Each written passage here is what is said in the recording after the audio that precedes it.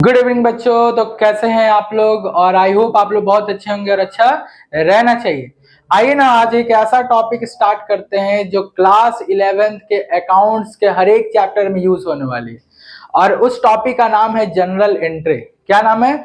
General entry. कहा जाता है कि जिस भी कॉमर्स स्टूडेंट को ये टॉपिक नहीं आता है उसका अकाउंट्स का बेस कभी अच्छा हो ही नहीं सकता है।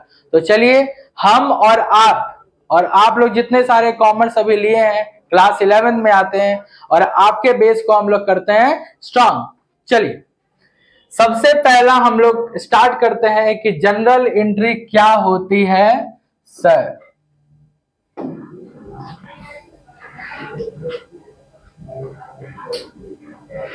चलिए मीनिंग कहता है कि according to M J Keller a journal is a chronological record of the financial transaction of a business।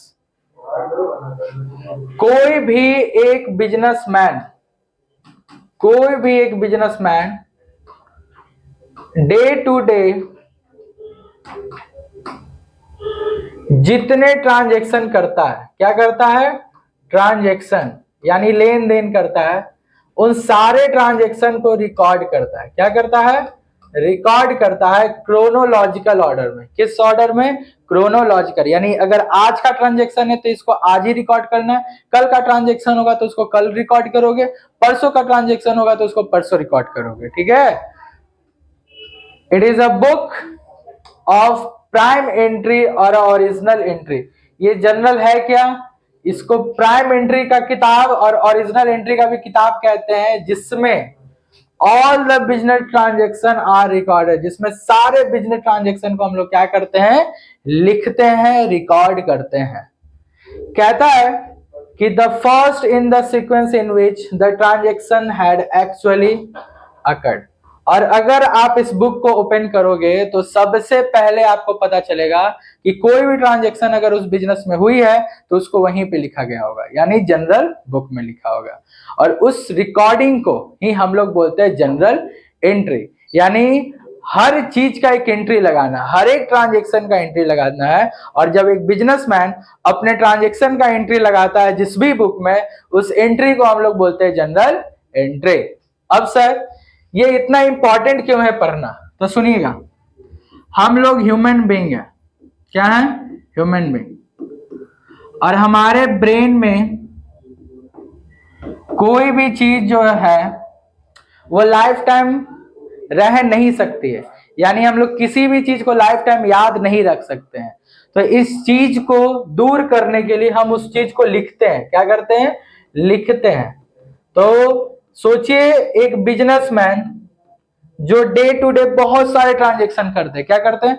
बहुत सारे ट्रांजैक्शन करते हैं। क्या उसके दिमाग में वो सारा चीज याद होगा? सर याद नहीं होगा। तो वो भी क्या करेगा? उसको लिखेगा। वो भी उसको लिखेगा। और यही लिखने के चीज को हम लोग बोलते हैं जनरल एंट्री। क्या बोलते हैं? Journal entry. कोई doubt? No sir. Sir next, meaning of journalised. सुनिए, लिखता है according to Rowland the process of recording the transaction into the journal is called journalising. एक ऐसा प्रोसेस जब हम अपने ट्रांजेक्शन को क्या करते हैं? रिकॉर्ड करते हैं। हम अपने ट्रांजेक्शन को क्या करते हैं? रिकॉर्ड करते हैं। वैसे प्रोसेस को ही हम लोग क्या बोलते हैं? जनरलाइज। क्लियर है? तो आई होप आप लोग को जनरल एंट्री का मीनिंग समझ में आ गया होगा। तो जनरल एंट्री कुछ है नहीं, बस एक बिजनेसमैन अपने डे टू डे लाइफ में जितने सारे ट्रांजेक्शन करता है उन सारे ट्रांजेक्शन को वो पर्टिकुलर बुक में रिकॉर्ड करता है। That's recording is known as journalise. और इस चीज को हम लोग बोलते हैं जनरल एंट्री भी। क्या बोलते हैं? Journal entry. तो यहां पे हम लोग का जनरल एंट्री का मीनिंग क्या हो जाता है? खत्म। नेक्स्ट जो हम लोग को पढ़ना है इस चैप्टर में वो है जनरल एंट्री के कैरेक्टरिस्टिक्स। हर बार हम यही बोलते हैं कि आप किसी भी चीज का मीनिंग पढ़ रहे हो, कोई भी चैप्टर पढ़ रहे हो, तो उस टॉपिक का आपको मीनिंग, आपको कैरेक्टरिस्टिक्स याद होनी ही चाहिए। ठीक है?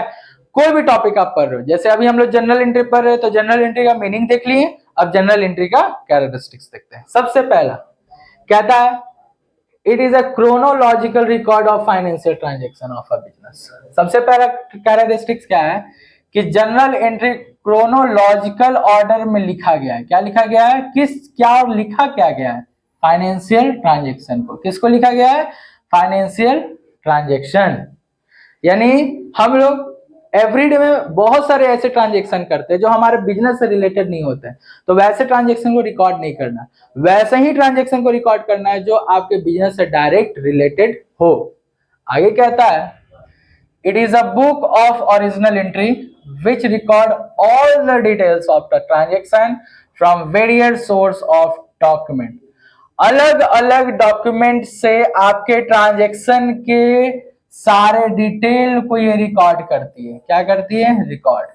यानी जनरल एंट्री में सिर्फ हम ट्रांजेक्शन के बारे में नहीं बल्कि उस ट्रांजेक्शन से रिलेटेड जितने सारे डिटेल इंफॉर्मेशन है उन सभी को भी हम लोग उसमें लिखते हैं। आगे तीसरा, it records both the aspects of a transaction. दोनों हिस्सा को लिखती है, चाहे वो डेबिट हिस्सा हो चाहे वो क्रेडिट पार्ट हो, चाहे वो डेबिट पार्ट हो चाहे वो क्रेडिट पार्ट हो। देखिए ये बता रहा है कि बिजनेस में कोई भी ट्रांजेक्शन होते हैं उसमें कम से कम दो चीज इफेक्ट होते हैं और उसको पहले हम लोग डेबिट करते हैं और देन क्या करते हैं, क्रेडिट करते हैं। आगे इसके बारे में डिटेल देखेंगे कि सर किसको डेबिट करना है किसको क्रेडिट करना है, बट कैरेक्टरिस्टिक्स में जो है वही, it gives complete detail of the transaction in one entry. एक एंट्री लगाने से आपको इस ट्रांजेक्शन का कंप्लीट इंफॉर्मेशन मिल जाएगा। क्या मिल जाएगा, कंप्लीट इंफॉर्मेशन। यानी अगर ये किताब है और इसमें पहला एंट्री लगा हुआ है तो ये पहला एंट्री उस ट्रांजेक्शन के बारे में होगा जो ट्रांजेक्शन आज हुए हैं, जो ट्रांजेक्शन आज हुआ है। नेक्स्ट कहता है it form the base for recording the transferring the generalised transaction to the individual accounts known as ledger account. Record करना इसलिए भी इंपॉर्टेंस है कि रिकॉर्डिंग के बाद नेक्स्ट स्टेप हम लोग किसी भी ट्रांजेक्शन के लिए एक पर्टिकुलर अकाउंट बनाते हैं। क्या बनाते हैं, अकाउंट। तो उस अकाउंट को बनाने में ये बहुत हेल्प करता है, उस अकाउंट को बनाने में जनरल एंट्री बहुत हेल्प करता है और उस चीज को हम लोग लेजर अकाउंट कहते हैं। क्या कहते हैं, लेजर अकाउंट। यानी जैसे अभी हम लोग जनरल एंट्री पढ़ रहे हैं ना, नेक्स्ट चैप्टर हम लोग को लेजर पढ़ना है। क्या पढ़ना है, लेजर। और लास्ट कहता है since all the transaction are recorded for the first time, सबसे पहला बार ही तो रिकॉर्ड करते हैं in a journal, it is correctly known as the book of original entry. इसलिए उस बुक को हम लोग क्या कहते हैं, बुक ऑफ ओरिजिनल एंट्री। यानी अगर हम कोई एक बुक में किसी भी ट्रांजेक्शन के बारे में फर्स्ट बार लिख रहे हैं यानी पहला बार, इसलिए उस बुक का नाम क्या पड़ जाता है, ओरिजिनल एंट्री। तो टोटल कितने फीचर हो गए या कैरेक्टरिस्टिक्स, 1 2 3 4 5 6, 5 नंबर में पूछेगा आपको 6 पॉइंट लिख देना है, ठीक है। तो ये था जनरल एंट्री का कैरेक्टरिस्टिक्स। नेक्स्ट हम लोग को जो पढ़ना है वो पढ़ना है टाइप्स ऑफ जनरल एंट्री। यानी जनरल एंट्री कितने टाइप्स के होते हैं, बहुत इंपॉर्टेंस है, थोड़ा ध्यान से पढ़िए। सबसे पहला होता है सिंपल जनरल एंट्री और दूसरा होता है कंपाउंड जनरल एंट्री। कहता है सिंपल जनरल एंट्री कह रहा है it is a type of entry in which only 2 accounts are affected. यानी सर मान लीजिए कि कोई ट्रांजेक्शन है जिसको हम लोग क्या कर रहे हैं, रिकॉर्ड, जिसको क्या कर रहे हैं, रिकॉर्ड। और रिकॉर्ड के समय पता चलता है सिर्फ 2 अकाउंट ही अफेक्ट हो रहे हैं, एक को हम लोग डेबिट करेंगे और दूसरा को हम लोग क्या करेंगे, क्रेडिट करेंगे। सिर्फ 2 अकाउंट, कितने, सिर्फ 2, ओनली 2। तो ऐसे जनरल एंट्री को हम लोग बोलते हैं सिंपल जनरल एंट्री। क्या बोलते हैं, सिंपल जनरल एंट्री। और कंपाउंड में कहता है it is a type of entry in which more than 2 accounts are affected. यानी सर एक ऐसा ट्रांजैक्शन जिसको जब हम रिकॉर्ड करते हैं तो हमें पता चलता है कि उसमें 2 से अधिक अकाउंट अफेक्ट हो रहे हैं, 2 से अधिक अकाउंट अफेक्ट हो रहे हैं। मान लीजिए 2 को हम डेबिट कर दिए और 2 को क्रेडिट कर दिए, या 3 को डेबिट कर दिए और 1 को क्रेडिट कर दिए, कुछ भी हो सकता है, कुछ भी हो सकता है। ऐसे जनरल एंट्री को हम लोग बोलते हैं कंपाउंड जनरल एंट्री। क्या बोलते हैं? कंपाउंड। बेसिकली इसमें हम लोग 2 ट्रांजैक्शन को मिक्स करके एक एंट्री लगाते हैं। क्या लगाते हैं?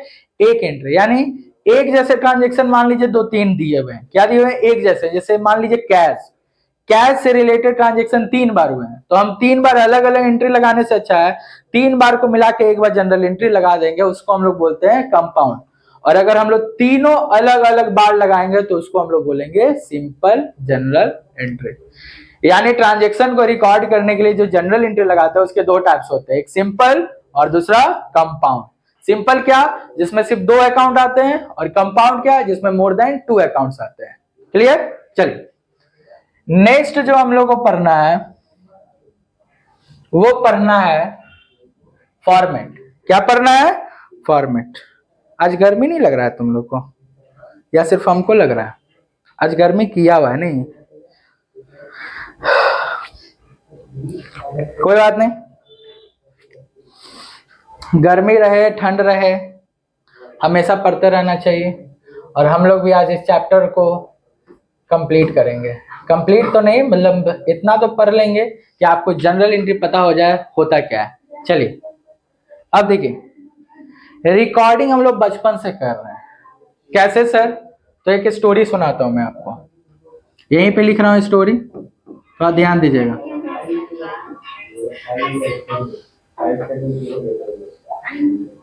ठीक है, बच्चे लोग क्लास में हैं, किसी का मोबाइल बज रहा है, मोबाइल को शांत कर लो, ठीक है, साइलेंट मार लो क्योंकि रिकॉर्डिंग हो रहा है। हम लोग की माँ एक लिस्ट बनाती थी। क्या बनाती थी? लिस्ट, जिसमें लिखा हुआ रहता था कि आटा कितना लेना है, चावल कितना लेना है, दूध कितना लेना है, दही कितना लेना है, सब चीज। और ये लिस्ट को ले जाते थे हम लोग किराना दुकान में, यानी किराना स्टोर में, जिसको हम लोग जनरल स्टोर भी कहते हैं। क्या बोलते हैं? General store. जनरल स्टोर वाले भैया अपने साथ एक डायरी रखते हैं।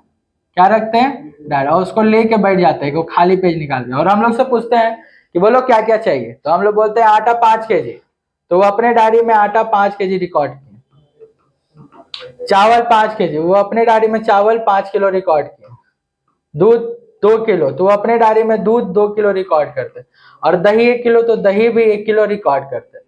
इसी रिकॉर्डिंग को तो हम लोग जनरल एंट्री करते हैं। क्या कहते हैं? Journal entry. तो देखिए कितना आसान है, यानी जनरल एंट्री हम लोग बचपन से करते आ रहे हैं। तो सर उस जनरल एंट्री में और इस जनरल एंट्री में क्या फर्क है? बस फर्क इतना है कि वो जनरल एंट्री बिना प्रोसेस के होता था, और इस जनरल एंट्री में हम लोग को पूरी प्रोसेस को फॉलो करना है। तो प्रोसेस को फॉलो करने के लिए सबसे पहला जो प्रोसेस होता है वो होता है फॉर्मेट। क्या होता है? फॉर्मेट। और इसलिए हम लोग सबसे पहले फॉर्मेट पढ़ेंगे हमारे जनरल एंट्री का। यही जो आपके सामने दिया हुआ है, यही है जनरल एंट्री का फॉर्मेट। बनाना आसान है। पहला कॉलम डेट कॉलम, दूसरा कॉलम पर्टिकुलर कॉलम, तीसरा कॉलम लेजर फोलियो, चौथा कॉलम डेबिट अमाउंट, और पांचवा कॉलम क्रेडिट अकाउंट। और ये पर्टिकुलर फॉर्मेट किसका है? जनरल एंट्री का। जनरल एंट्री का फॉर्मेट कोई लेंदी नहीं है, तुरंत याद हो जाता है। Date, particular, LF, debit amount और क्रेडिट अमाउंट। ठीक, डेट आप लोग समझ ही रहे हैं, डेट में क्या लिखना है, यानी पर्टिकुलर ट्रांजैक्शन किस दिन हुआ, किस डेट को हुआ, वही डेट यहां पे मेंशन करोगे। ठीक है। नेक्स्ट है पर्टिकुलर। पर्टिकुलर में ट्रांजैक्शन के डिटेल इंफॉर्मेशन आपको लिखना है। क्या लिखना है? डिटेल इंफॉर्मेशन, जिसमें सबसे पहले आपको एंट्री लगानी है। क्या लगानी? एंट्री। यानी पर्टिकुलर में उस ट्रांजैक्शन का एंट्री लगाना है, और लास्ट में वो ट्रांजैक्शन के डिटेल को लिखना है। ये सारा कैसे करना है सर, ये सब हम लोग आगे देखेंगे, ठीक है। नेक्स्ट है लेजर फोलियो। बउआ अभी क्लास 11 में हो, इस ब्रैकेट का कोई काम आपको नहीं है, इस ब्रैकेट का कोई काम आपको नहीं है, लेकिन हाँ आपके फॉर्मेट में ये ब्रैकेट दिखने चाहिए। नेक्स्ट है डेबिट अमाउंट। आपको पता है कि ट्रांजैक्शन में एक ऐसा अकाउंट होता है जिसको हम हमेशा डेबिट करेंगे। क्या करेंगे? डेबिट। तो उसके अमाउंट को, किसके? डेबिट वाले अकाउंट के अमाउंट को आपको इसमें लिखना है। और इसी ट्रांजैक्शन के एक ऐसा अकाउंट जिसको हम लोग करने वाले हैं क्रेडिट, क्या करने वाले हैं? क्रेडिट। उसके अमाउंट को आप लोग को कहां लिखना है? इसमें लिखना है। पूरा पूरी हमारा यही फॉर्मेट है किसका? एक जनरल एंट्री का। सबसे पहले डेट एंट्री, इस ब्रैकेट को खाली छोड़ो। नेक्स्ट डेबिट का अमाउंट डेबिट में और क्रेडिट का अमाउंट क्रेडिट में। आई होप आप लोग को जनरल एंट्री का फॉर्मेट पता चल गया होगा। नेक्स्ट चलिए अब आते हैं हम लोग अपने बेसिक टॉपिक्स पे। अभी तक हम लोग जो पढ़े वो पढ़े कि जनरल एंट्री क्या होती है, जनरल एंट्री के कौन कौन से कैरेक्टरिस्टिक्स हैं, जनरल एंट्री के टाइप्स कितने हैं और जनरल एंट्री का फॉर्मेट क्या होता है। अब हम लोग जो पढ़ने वाले हैं वो पूरा पूरी प्रैक्टिकल पढ़ने वाले हैं, यानी रियल में जनरल एंट्री कैसे बनता है उसके बारे में देखेंगे। लेकिन उसको सीखने से पहले हमें अकाउंट्स को समझना होगा कि अकाउंट्स किस चीज पे डिपेंड करता है। तो चलिए स्टार्ट करते हैं। अकाउंट्स जो है वो बेसिकली 4 चीज पे डिपेंड करता है। सबसे पहले अकाउंट्स में जो आपको मिलेंगे वो मिलेंगे एसेट्स। क्या मिलेंगे? एसेट्स। जो सेकंड इंपॉर्टेंट फैक्टर है वो है आपका एक्सपेंस। जो थर्ड है वो है इनकम और जो फोर्थ है वो आपका लायबिलिटी। ये 4 चीज। और कोई भी ट्रांजैक्शन में इसके अलावा आपको कुछ नहीं मिलेगा। या तो वो ट्रांजैक्शन एसेट से रिलेटेड है, या तो वो ट्रांजैक्शन एक्सपेंस से रिलेटेड है, या तो वो ट्रांजैक्शन इनकम से रिलेटेड है, या तो वो ट्रांजैक्शन लायबिलिटी से रिलेटेड है। ठीक है, अब समझते हैं धीरे धीरे। सबसे पहले हम लोग समझते हैं एसेट्स क्या होता है। कहता है बिजनेस का प्रॉपर्टी, बिजनेस के प्रॉपर्टी को हम लोग एक लाइन में कह सकते हैं कि वो क्या है? एसेट्स है। क्या है? एसेट्स है। यानी अगर हमारे बिजनेस में आपको कोई फर्नीचर दिख रहा है, क्या दिख रहा है? फर्नीचर, वो हमारे लिए एसेट्स है। अगर आपको बिजनेस में कैश दिख रहा है वो हमारे लिए एसेट्स है। अगर हमारे बिजनेस का कैश कहीं बैंक में जमा है वो हमारे लिए एसेट्स है। अगर मशीनरी दिख रहा है तो वो हमारे लिए एसेट्स है। यानी अगर गुड्स के नाम दिख रहे हैं, क्या दिख रहे हैं? गुड्स के नेम, जैसे furniture, cash, bank, machinery, plant ले लो। अगर गुड्स के नाम दिख रहे हैं तो आप समझिए कि वो गुड्स जो है वो बिजनेस के लिए एसेट्स होगा। क्या होगा? एसेट्स होगा। क्या होगा? एसेट्स। क्लियर है? तो यही है पूरा पूरी एसेट्स। एसेट्स होता क्या है? नेक्स्ट है एक्सपेंस, यानी ये हिस्सा। ये है क्या सर? कहता है बिजनेस का खर्च, बिजनेस का खर्च। एक business day to day routine में बहुत सारे बिजनेस से रिलेटेड एक्सपेंस करती है, यानी खर्च करते हैं। उन सारे एक्सपेंस को हमको इंक्लूड करना है, यानी लिखना है, रिकॉर्ड करना है, छोड़ना नहीं है। क्योंकि बिजनेस का पैसा जा रहा है, खर्च हो रहा है, तो इसको भी हम लोग क्या करेंगे? रिकॉर्ड। सर एक्सपेंस कैसे कैसे होते हैं? मान लीजिए किसी को बिजनेस सैलरी दे रही है तो सैलरी पेड हमारे लिए एक्सपेंस है। मान लीजिए बिजनेस किसी को रेंट दे रही है तो रेंट पेड हमारे लिए एक्सपेंस है। मान लीजिए बिजनेस किसी को इंटरेस्ट दे रही है तो इंटरेस्ट पेड हमारे लिए एक्सपेंस है। मान लीजिए बिजनेस किसी को कमीशन दे रहा है तो कमीशन पेड हमारे लिए एक्सपेंस है, salary paid, rent paid, interest paid, commission paid, ये सारे काफी कॉमन एक्सपेंस है जो आपको क्वेश्चन में दिखेंगे, जो आपको क्वेश्चन में दिखेंगे। आई होप एक्सपेंस क्लियर है। नेक्स्ट जो है वो है इनकम। नेक्स्ट क्या है? इनकम। प्लेन पेन, हाँ। नेक्स्ट है इनकम। सर इनकम क्या होती है? कहता है बिजनेस अर्न करती है डे टू डे रूटीन में, क्या करती है? अर्न, यानी इसका आय, वही कहलाता है बिजनेस का इनकम। जैसे एग्जांपल,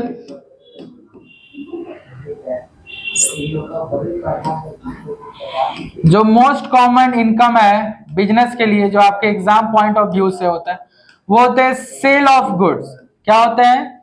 सेल ऑफ गुड्स। देखिए बिजनेस है तो गुड्स तो बेच ही रहा होगा, और अगर गुड्स बेचता है तो बिजनेस के लिए क्या हो जाता है? इनकम। और भी बहुत सारे इनकम है, जैसे इंटरेस्ट रिसीव, बिजनेस को इंटरेस्ट मिला है इस बार, इंटरेस्ट रिसीव, ये भी है इनकम। जैसे मान लीजिए कमीशन रिसीव, ये भी है इनकम। मान लीजिए रेंट रिसीव, ये भी है इनकम। और मान लीजिए लास्ट क्या था? सैलरी रिसीव, सैलरी रिसीव, ये भी है इनकम। ये जो आपको हम टॉपिक लिखवाए, यानी sale, interest receive, commission, rent और सैलरी रिसीव, ये बार बार क्वेश्चंस में आते हैं, इसीलिए आपको ऐसे एग्जांपल दे रहा हूं ताकि आपको क्लियर हो जाए अभी से कि आपके लिए इनकम क्या क्या होने वाला है। देखिए जब भी आप ट्रांजैक्शन को रिकॉर्ड करोगे तो अपना बात को यहां रखना कि आप बिजनेस में बैठे हुए हो, और कोई भी ट्रांजैक्शन बिजनेस से रिलेटेड होना चाहिए। यानी ये इनकम आपको नहीं, आपके बिजनेस को होना चाहिए। यानी ये खर्च आपका नहीं, आपके बिजनेस का होना चाहिए। यानी ये एसेट आपका नहीं, आपके बिजनेस का होना चाहिए, तभी उसको आप रिकॉर्ड करोगे, वरना उसको रिकॉर्ड नहीं करना है। और लास्ट जो है वो है लायबिलिटी।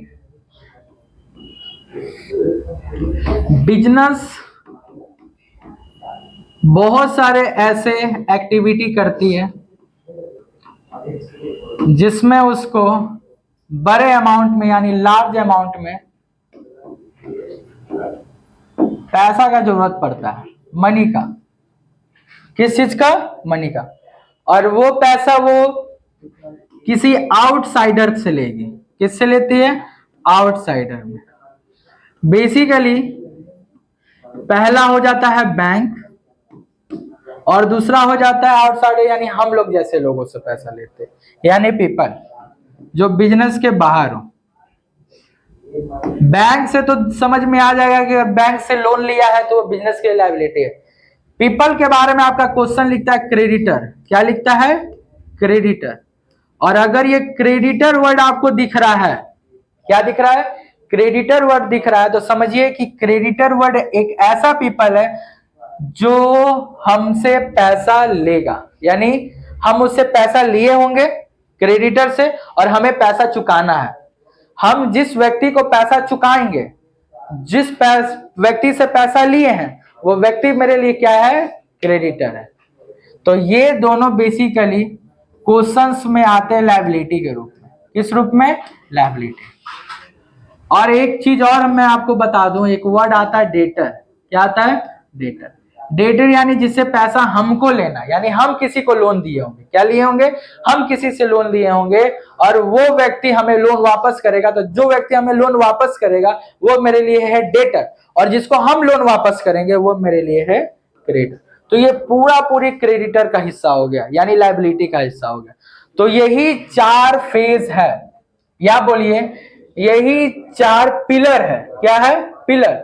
जैसे एक घर 4 पिलर पर बना हुआ होता है, आपका अकाउंट भी इसी 4 पिलर पे बना हुआ है, जिसमें पहला है एक्सपेंस, फिर एसेट, एक्सपेंस, इनकम, लायबिलिटी। कोई डाउट? इसके बारे में भी हम लोग पढ़ लिए। अब सर और क्या है इसके बारे में तो समझिएगा। एक चीज मैं बना रहा हूं, आप लोग उसको थोड़ा ध्यान दीजिएगा।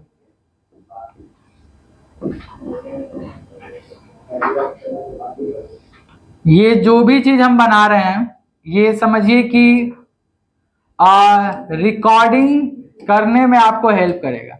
यानी ट्रांजैक्शन को रिकॉर्ड करना है ना आप लोग को, उसमें आपका ये बहुत हेल्प करने वाला। एक एरो बनाइए जिसके इधर लिखिए असेट्स, एक्सपेंस और लॉस, तीन चीज, एसेट, एक्सपेंस, लॉस। और अपोजिट में लिखिए इनकम, लाइबिलिटी एंड गेन, फायदा। इधर लिखिए। नेक्स्ट क्या करिए, एसेट, एक्सपेंस, लॉस। सुनिएगा ध्यान से, याद करने वाला चीज है और समझ जाइएगा तो बहुत आसान है। कभी भी बिजनेस में एसेट बढ़ेगा, कभी भी बिजनेस में खर्च बढ़ेगा, या कभी भी बिजनेस का घाटा होगा, आप उसको करेंगे डेबिट। क्या करेंगे? डेबिट। तो अभी जस्ट हमने बताया था कि किसको डेबिट करना और किसको क्रेडिट करना, ये हम आगे बताएंगे। और वही टॉपिक चल रहा है, तो पेन कॉपी लेके इसको ध्यान से उतार लो। हम क्या बोले? एसेट, एक्सपेंस और लॉस अगर बढ़ेगा, देखो ये बढ़ने का साइन है, क्या है? बढ़ने का साइन है, तो उसको हम लोग क्या करेंगे? डेबिट। और अगर ये तीनों घटेगा, देखो नीचे एरो जा रहा है, क्या होगा? घटेगा। तो इसको आपको क्या करना है? क्रेडिट। क्या करना है? क्रेडिट। तो तीन चीज, असेट, एक्सपेंस, लॉस, ये तीनों में से कभी भी कुछ बढ़ेगा तो आप उसको क्या कीजिएगा? डेबिट। और इन तीनों में से कोई भी चीज अगर घटता है तो आप उसको क्या कीजिएगा? क्रेडिट। नेक्स्ट कहता है कि इनकम यानी ये, लायबिलिटी यानी ये, और गेन, अगर इन तीनों में से कोई भी बढ़े तो उसको करिए क्रेडिट। क्या कीजिए? क्रेडिट। और अगर इन तीनों में से कोई भी चीज घट रहा है तो उसको कर दो डेबिट। यानी इसके केस में होगा उल्टा, इसके केस में उल्टा। तो इनकम, लायबिलिटी और गेन अगर बढ़ रहा है, बढ़ते हुए दिख रहा है तो उसको क्रेडिट करेंगे, और घटते हुए दिखेगा तो उसको क्या करेंगे? डेबिट। इनकम, लायबिलिटी और गेन। आई होप ये टॉपिक आप लोग को बहुत हेल्प करेगा आगे जनरल एंट्री बनाने में। वैसे इस टॉपिक को हम रामबाण कहते हैं, यानी आपको ये रामबाण पूरी याद होना चाहिए। ठीक है, अगर ये रामबाण आपके दिमाग में चलेगा तो जितने सारे जनरल एंट्री अभी से आगे आने वाले हैं उसमें कोई गलती आपको कभी नहीं मिलेगी। ठीक है, चलिए अब इस रामबाण को आप लोग आई होप रिकॉर्ड कर लिए होंगे, क्योंकि अभी जस्ट मैं इसको मिटा दूंगा, तो आप लोग इसको रिकॉर्ड कर लीजिए। ठीक है, चलिए अब यानी एसेट बढ़ता है तो डेबिट, और घटता है तो क्रेडिट। एक्सपेंस बढ़ता है तो डेबिट, और घटता है तो क्रेडिट। इनकम बढ़ता है तो क्रेडिट, घटता है तो डेबिट। और लायबिलिटी बढ़ता है तो क्रेडिट, और घटता है तो डेबिट। दो चीज और बच गया, लॉस बढ़ता है तो डेबिट, और अगर घटता है तो क्रेडिट। उसी तरह से गेन बढ़ता है तो क्रेडिट, और घटता है तो डेबिट।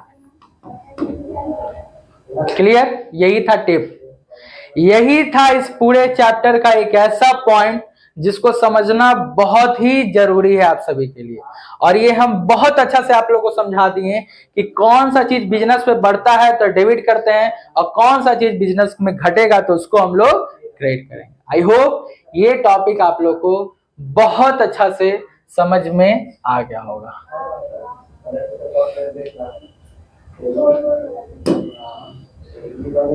चलिए धीरे धीरे हम लोग आगे बढ़ते हैं और अपने कुछ और बातों को समझते हैं। जो अभी का टॉपिक है उसमें लिखा हुआ है general entry for cash and credit transaction. क्या लिखा हुआ है? General entry for cash and credit transaction. इसको समझने के लिए आपको समझना होगा ट्रांजैक्शन के बारे में। किसके बारे में? ट्रांजैक्शन। देखिए, ट्रांजैक्शन दो तरह की होती है। कितने तरह की होती है? दो तरह के। कहता है एक ऐसा ट्रांजैक्शन जो कैश में हो रहा हो, यानी एक ऐसा ट्रांजैक्शन जिसमें कैश या तो जा रहा है या तो कैश आ रहा है, ऐसे ट्रांजैक्शन को हम लोग बोलते हैं कैश ट्रांजैक्शन। और दूसरा ऐसा ट्रांजैक्शन जिसमें कैश का आवागमन नहीं है, यानी न कैश आ रहा है न कैश जा रहा है। वहां पे जैसे एक एग्जांपल देता हूं, मैं कभी किराना दुकान में जाता हूं, बोलता है भैया 1 केजी दूध दे दो, लेकिन अभी मेरे पास पैसा नहीं है, मैं आपको कल पैसा दे दूंगा। बट ट्रांजैक्शन तो आज हो रहा है, तो क्या आज कैश मेरे पास से उसके पास गया या उसके पास कैश आया? कुछ नहीं, यानी कैश का लेन देन हुआ ही नहीं, बस उस गुड्स का लेन देन हो गया। तो ऐसे ट्रांजैक्शन को हम लोग बोलते हैं क्रेडिट ट्रांजैक्शन। आगे अब समझते हैं पॉइंट्स को। If the name of the seller और purchaser is mention in the transaction stating that cash is transacted, then it is accounted as a cash transaction। अगर सेलर का, बेचने वाला का, और परचेजर का, खरीदने वाला का नाम दिया हुआ है और क्या बोला है, और उसके साथ कैश भी दिया हुआ है, कैश के बारे में भी इंफॉर्मेशन दी हुई है। किसके बारे में?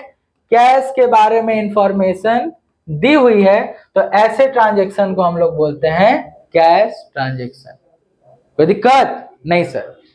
दूसरा पॉइंट बोलता है if the name of the seller, यानी सेलर का नाम भी दिया हुआ है और नेम ऑफ द परचेजर का भी नाम दिया हुआ है इन अ ट्रांजैक्शन में without स्टेटिंग that cash is transaction, यानी सेलर का भी नाम दे दिया और परचेजर का भी नाम दे दिया, लेकिन इन दोनों के बीच में कैश के बारे में कुछ नहीं दिया हुआ है, यानी कैश का इंफॉर्मेशन नहीं है, यानी ना कैश आया होगा ना कैश गया होगा।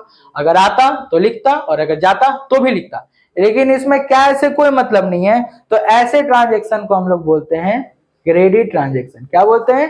Credit transaction. कोई डाउट? No sir. चलिए यहां तक लिखिए।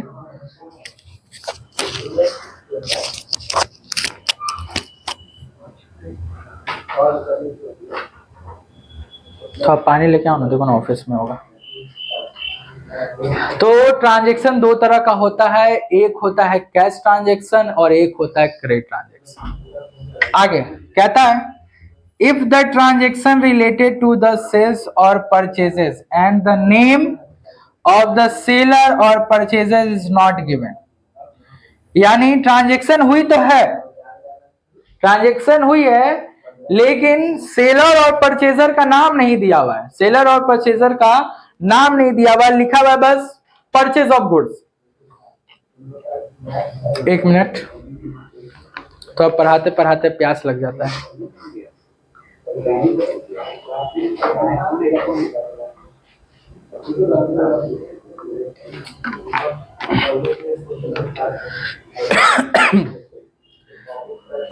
देखिए एक एग्जाम्पल दे रहे हैं, बस एग्जाम्पल समझिएगा। लिखा हुआ है परचेज गुड्स फॉर ₹5,000। गुड्स को खरीदे हैं 5,000 में। क्या यहाँ पे आपको सेलर का नाम दिख रहा है? नहीं सर। क्या यहाँ पे आपको परचेजर का नाम दिख रहा है? नहीं सर। कहता है it is accounted as a cash transaction. उसको तुम क्या मान के चलोगे? Cash transaction. क्या मान के चलोगे? कैश। यानी ये जो ट्रांजेक्शन दिया हुआ है ये ट्रांजेक्शन आपका कैश है। क्या है? Cash transaction. तो तीन चीज है। पहला, क्वेश्चंस में कैश मेंशन है तो कैश ट्रांजेक्शन, क्वेश्चंस में कैश मेंशन नहीं है तो क्रेडिट ट्रांजेक्शन, और अगर क्वेश्चन में कैश मेंशन है बट सेलर और परचेजर का नाम नहीं मेंशन है, बट एक इंफॉर्मेशन तो है ना, कैश का इंफॉर्मेशन दिया, तो आप एकदम पूरी डिटेल ये पॉइंट रख लीजिएगा कि वो कैश का ही ट्रांजेक्शन हो रहा है। तो ये था हमारा कॉन्सेप्ट किसका भी, जनरल एंट्री को छोड़ो, ये पूरा पूरी कैश और क्रेडिट ट्रांजैक्शन का कॉन्सेप्ट था, जिसको आप लोग समझ गए। कोई दिक्कत नहीं सर। अब देखिए कुछ बातें मैं आपको इधर से ही बता रहा हूं, जो थोड़ा ध्यान देने वाली बातें उनको थोड़ा ध्यान से समझ लीजिएगा यहीं पर, ठीक है। अब कैश, हमारे पास चार चीज होता है, एक होता है एसेट्स, एक होता है एक्सपेंस, और एक होता है इनकम, और एक होता है लायबिलिटी। कैश किस ग्रुप में आता है? तो सर कैश एसेट्स के ग्रुप में आता है। किस ग्रुप में आता है? एसेट्स। अब कैश के साथ दो ही चीज हो सकता है, या तो कैश इंक्रीज होगा या तो कैश डिक्रीज होगा। इंक्रीज कब होगा? कैश आएगा तब इंक्रीज होगा, और डिक्रीज कब होगा? कैश जाएगा तब। अगर कैश इंक्रीज कर रहा है यानी एसेट इंक्रीज कर रहा है, तो अभी जस्ट हम लोग रामबाण के हिसाब से पढ़े थे कि अगर एसेट बढ़ता है तो उसको हम लोग करेंगे डेबिट। क्या करेंगे? डेबिट। और दूसरा, अगर कैश डिक्रीज करता है, क्या करता है? कैश डिक्रीज, यानी एसेट भी क्या हो गया? डिक्रीज कर दिया। तो रामबाण कहता है कि अगर एसेट घटेगा तो उसको क्या करना है? क्रेडिट। ये था कैश के बारे में बात। किसके बारे में? कैश के बारे में। और अगर मैं क्रेडिट के बारे में बात करूं,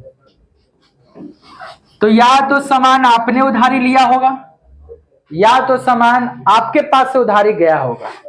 अगर सामान आपने उधारी लिया है, हम क्या बोले कि अगर आप गुड्स को उधार में लिए हैं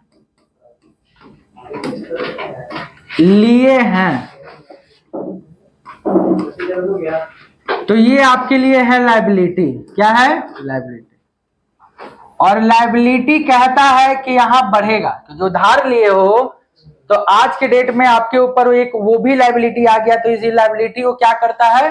बढ़ाता। उस पर्दा को घेर दो, तो वो जो उसके पीछे है, प्लास्टिक वाले के पीछे जो पर्दा, उसको घेर दीजिए, क्योंकि उधर का परछाई आता है मोबाइल पे, ठीक है। तो वो लायबिलिटी को बढ़ाता, और लायबिलिटी जब भी बढ़ेगा तो रामबाण कहता है कि उसको क्या करो? क्रेडिट करो। आई होप ये पॉइंट आप लोगों को समझ में पूरा पूरी आ रहा होगा।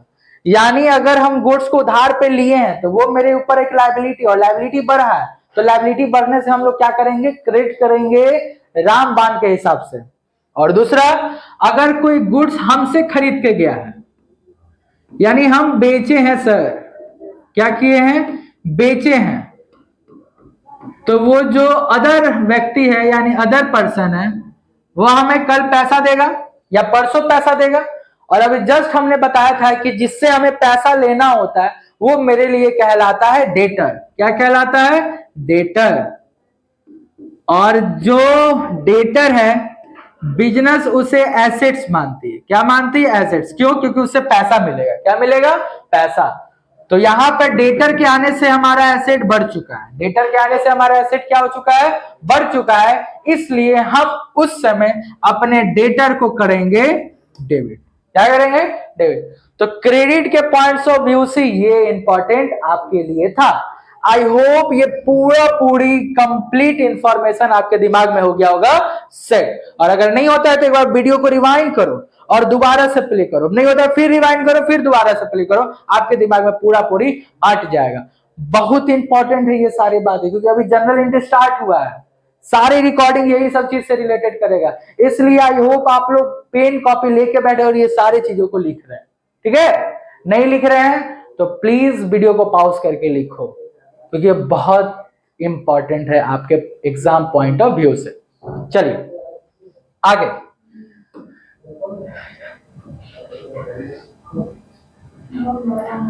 नेक्स्ट जो हमें पढ़ना है वो पढ़ना understanding purchase and sale of goods. क्या पढ़ना है? Purchase and sale of goods. Basically इसमें हम लोग गुड्स के बारे में पढ़ेंगे। किसके बारे में? गुड्स के बारे में। तो चलिए ना स्टार्ट करते हैं अपने गुड्स का स्टोरी। गुड्स कहता है गुड्स भी दो तरह का होता है। कितने तरह का होता है? दो तरह का। पहले इस लाइन को पढ़ लेते हैं देन, क्योंकि इसके बाद हम इसके बारे में लिखे हैं तब वहां पे देखेंगे, ठीक है ना। चलिए देखते हैं क्या कह रहा है।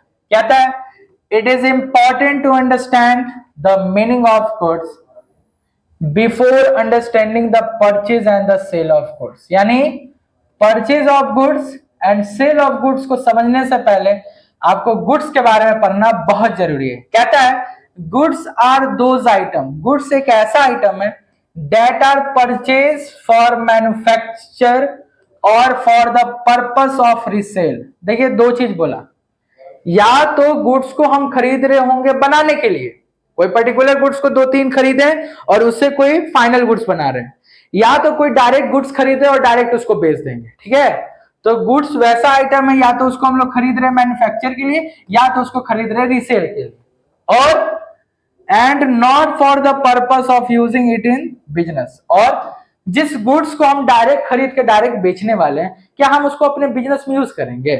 नहीं ना। फॉर एग्जाम्पल मान लीजिए मेरा ज्वेलरी का शॉप है, तो जितने सारे ज्वेलरी वहां लगे हुए हैं वो सारे ज्वेलरी किस पर्पस के लिए वहां लगा हुआ है? बेचने के लिए। मान लीजिए मेरे किसी रिश्तेदार के शादी हो, तो क्या हम अपने ज्वेलरी को फ्री में उन लोगों को दे दें कि लीजिए आप इसको यूज कीजिए और बाद में शादी खत्म हो जाएगा तो आप हमको वापस कर दीजिएगा? नहीं, अगर उनको भी चाहिए होगा तो हम उसको पैसा पे बेचेंगे। हाँ, थोड़ा कम कर देंगे। क्या कर देंगे? कम कर देंगे। यानी अगर हम कोई फाइनल गुड्स डायरेक्ट खरीद रहे हैं जिसका पर्पस क्या है? रीसेल करना। क्या?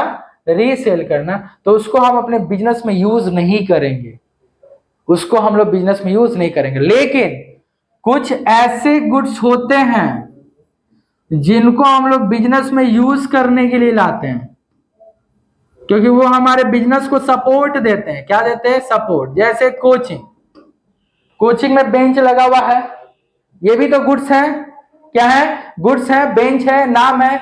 तो जिसको हम बिजनेस में यूज करने के लिए लाए, हम क्या बोले? जिसको हम बिजनेस में यूज करने के लिए लाए हैं, वैसे गुड्स हमारे लिए एसेट्स होते हैं। क्या होते हैं? एसेट्स। क्या होते हैं? एसेट्स। बट वैसा गुड्स जिसको हम बेचने के लिए लाए हैं, कहता है कि उस गुड्स को आपको एसेट्स नहीं मानना है, क्योंकि वो कल बिकेगा, वो कल बिकेगा, तो उसको एसेट्स मत मानिए। तो उसको क्या मानना है? परचेज मानना है। क्या मानना है? परचेज। यानी वो मेरा खर्च है। यानी अगर हम मान लीजिए कि ये कॉपी खरीद के लाए हैं, तो आप इसको परचेज अकाउंट में डाल दीजिए। कहां डालिए? परचेज मानिए। फिर इसको बेचेंगे तो इसको सेल मानेंगे। क्या मानेंगे? सेल। तो ऐसा गुड्स जिसको बेचने के लिए खरीदे उसको परचेज मानना है, और ऐसा गुड्स जिसको हम लोग यूज करने के लिए खरीद रहे उसको हम लोग क्या मानना है? एसेट्स मानना है। अब ये परचेज किए हैं, तो परचेज आपको पता है कि ये हमारे लिए एक्सपेंस होता है। क्या होता है? एक्सपेंस। क्या होता है? एक्सपेंस। और एक्सपेंस जब भी बढ़ेगा हम लोग क्या करेंगे? डेबिट। और ये गुड्स जो बिजनेस में यूज करने के लिए है, ये भी तो हमारे लिए एसेट है, और एसेट्स यहां भी बढ़ता है तो इसको भी हम लोग क्या करेंगे? डेबिट। क्या करेंगे? डेबिट। आगे कहता है the item dates are purchase to use in the various business. देखिए लिखा हुआ है परचेज किए हैं किस लिए? To use in the various business activity for a longer period of time, लंबे समय तक यूज करना। आर एसेट्स, वो हमारे लिए क्या है? एसेट्स। और अगर ये एसेट्स है तो ये बढ़ेगा तो इसको डेबिट कीजिएगा, और अगर ये घटेगा तो इसको क्या करना है? और वो गुड्स को हम लोग बेचेंगे नहीं, वो गुड्स को हम लोग बेचेंगे। तो ये पूरी गुड्स के बारे में है। दो तरह का गुड्स होता है। इस पॉइंट में आपको और अच्छे से समझ में आ जाएगा। कौन से पॉइंट में? यहाँ पे थोड़ा समझिए सब कुछ। गुड्स कितने पार्ट में बटे हुए हैं? दो। एक है फॉर यूज, दूसरा है फॉर सेल। देखिए एकदम वैसे ही लिखे हैं, लिखा हुआ है जो यूज है उसे हमें एसेट्स मानना है। क्या मानना है? एसेट्स। और उसको हम लोग को डालना है एसेट्स के अकाउंट में। किस अकाउंट में डालेंगे? एसेट्स। और पता है ना, एसेट बढ़ेगा तो उसको क्या करोगे? डेबिट। और एसेट घटेगा तो उसको क्या करोगे? डेबिट। सॉरी, उसको क्या करोगे? क्रेडिट। सर पहचानेंगे कैसे? समझो, जिस गुड्स का नाम दिया हुआ हो, अभी पढ़ाए भी थे पीछे, जिस गुड्स का नाम दिया हुआ हो, जैसे फर्नीचर, जैसे एसी, जैसे टेबल, जैसे कंप्यूटर, जिस भी गुड्स का नाम दिया हुआ हो, वो सारे बिजनेस के लिए एसेट्स होते हैं। क्या होते हैं? एसेट्स होते हैं। तो ये पहचानने का भी तरीका है। अगर क्वेश्चन में लिखा हुआ है फर्नीचर परचेज, तो फर्नीचर आपके लिए एसेट्स है, एसेट बढ़ा है तो आप उसको क्या करोगे, डेबिट, ठीक है। और वैसा गुड्स जिसको हम लोग बेचने के लिए, उसे हम परचेज मानना है, क्या मानना है, परचेज। अभी जस्ट बताएं कि ऐसा गुड्स जिसको हम लोग बेचने के लिए खरीदे हो, उसको गुड्स में परचेज मानना है, क्या मानना है, परचेज। और अगर परचेज माने हो तो उसको कहां ट्रांसफर करोगे, परचेज अकाउंट में। कहां पे, परचेज अकाउंट। और परचेज अकाउंट हमारे लिए एज अ एक्सपेंस यूज होता है, क्या यूज होता है, एज अ एक्सपेंस। और अगर एक्सपेंस बढ़ता है तो उसको हम लोग क्या करेंगे, डेबिट, और एक्सपेंस घटता है तो उसको हम लोग क्या करेंगे। आई होप गुड्स के बारे में भी पूरी कंप्लीट इंफॉर्मेशन आपके दिमाग में आ गया होगा। इससे ज्यादा गुड्स है ही नहीं। गुड्स का नाम दिया हुआ है, एसेट्स मानो। गुड्स का नाम नहीं दिया हुआ है, उसको बेचने वाला मानो, उसको परचेज अकाउंट में डाल देना, सिंपल। और कुछ नहीं, कोई दिमाग नहीं लगाना है। जनरल एंट्री यही है। आगे अभी सिखाएंगे इन सब का जनरल एंट्री क्या होता है, लेकिन हाँ गुड्स के बारे में समझ में आ गया, ठीक है।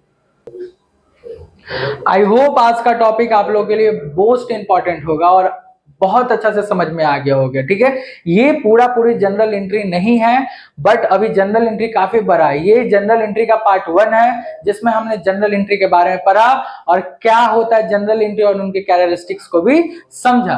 तब तक के लिए आज हम लोग अपने लेक्चर को यहीं पे खत्म करते हैं। Bye bye, take care, see you soon.